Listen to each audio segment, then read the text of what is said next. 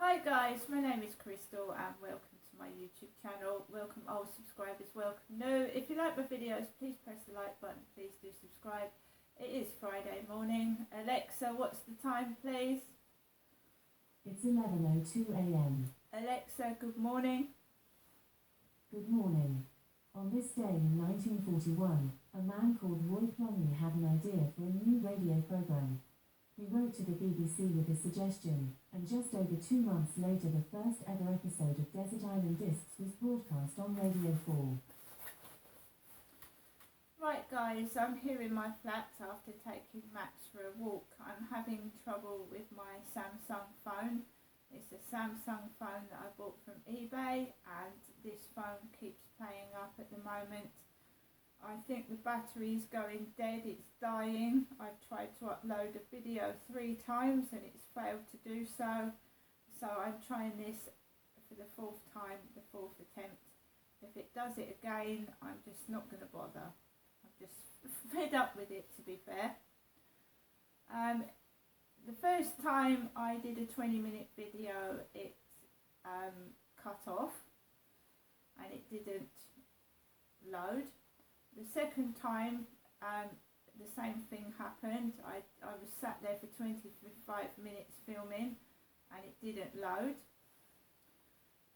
This time it loaded for 2 minutes and then the screen went dead, completely dead, crashed. So I'm trying this for the 4th time. Around 9:45 I took my dog for a walk onto the field. I walked out of the flats, I walked round the back of the car park. Inside the Rochester Riverside car park there were 2 men getting out of a vehicle who were dressed in fancy dress clothing. My camera is not filming. Hopefully in the future I will get a phone that will record what's going on. But there were 2 men getting out of a car dressed in fancy dress clothing. One of them looked like they were dressed as a monk. The other one looked like they were dressed as a woman. I don't know if there's an event going on here in Rochester, but 2 men were getting out of a car in fancy dress clothing. I walked past them. I wasn't filming because my camera's not working outside. So I got towards the field. There was a woman on the field walking 2 curly-haired brown dogs, and there was a guy with a black dog with a cap on. So I let them walk off the path before I approached the field. Then there was a couple walking past me. The woman had a pair of jeans on with hardly any material, and by that I mean her jeans were full of holes. So right from the bottom of her trousers to the thigh, her trousers had holes, like it was just full of holes. There was no material, but you could see they were jeans, because if you were walking behind her, it looked like she had a full pair of jeans on. But when she turned round, her jeans were just one mass of holes, so all you could see was bare flesh. Then another couple walked past me, and he was walking with his girlfriend, and she had a mini skirt right up to her crotch.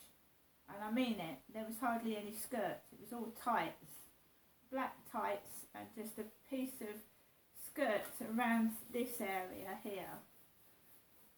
So you had a piece of skirt and then the rest was black tights.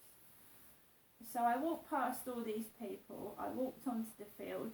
There was builders building, builders coming out of the door entrance, and I just walked past the builders.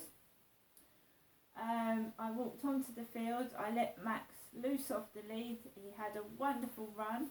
He was running all over the place, running about, enjoying himself.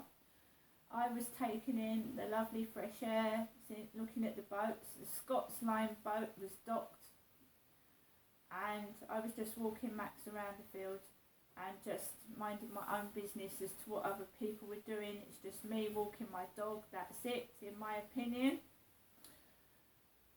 I stay on the field for about 20 to 30 minutes, making sure Max has a good run, some exercises, and does his number 1s and 2s. Then I walk off the field.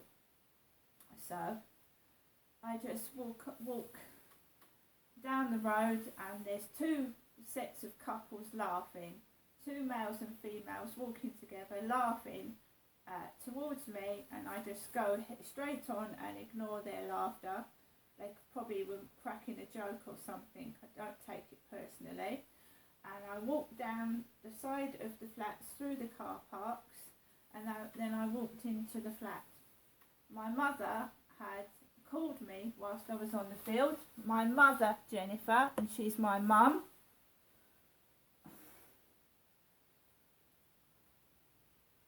And this is the voicemail that my mum left. Welcome to your EE voicemail. You have one new message and one saved message. First new message. Received today at 9:54 a.m. Good morning. Good morning, Janessa. It's me, your mum, Jennifer, speaking to you from my landline home to you, Janessa. Hoping you have a good Friday. Not that it's Good Friday, Easter, but let's hope you have a nice Friday. Should we put it that way? Have a nice Friday. I'm thinking also of Serval too, thinking of Max, thinking of Nikki, and most of all, thinking of you, Janessa. Okay? Bye for now. I'll speak to you again sometime today. Okay, bye for now. Have a lovely day. Bye. So when I was out, I saw two men running in front of me with backpacks on and baseball caps. Sometimes I go on the train to Chatham by myself, and I'll be wearing a cap and a backpack, and I will do some shopping. I have not gone out today with a backpack on. I'm resting inside my flat. I can't do the things that I used to do. I'm not exerting myself and causing my body harm or me distress. So I'm just taking things easy. Right? I have a disability. I suffer from chronic pain, and I also suffer from depression through the online bullying that's been going on and the bullying outside as well. So I'm looking after myself, basically. I've come back into my flat. The previous video I was talking about where I grew up, and I was born in Lewisham, London in 1968.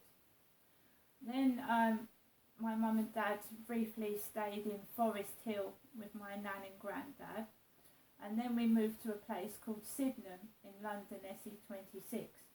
So I spent most of my young years living in Sydenham, South East London. So I grew up in Sydenham, South East London.